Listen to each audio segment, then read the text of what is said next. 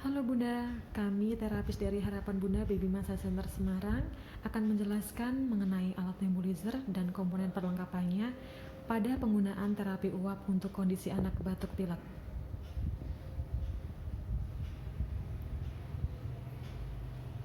Untuk komponen yang pertama ada mesin kompresor nebulizer,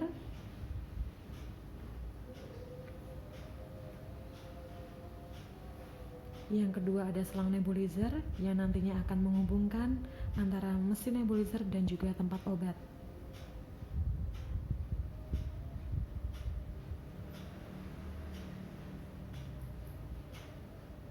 Yang ketiga ada tabung obat nebulizer.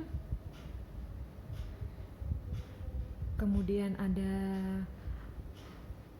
masker disposable atau masker sekali pakai, jarum suntik beserta takar dosis obat, cairan NaCl,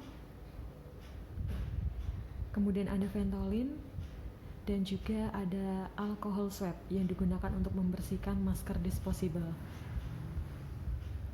Demikian penjelasan yang dapat kami berikan. Terima kasih, semoga anak-anak lekas sembuh. Salam tumbuh kembang.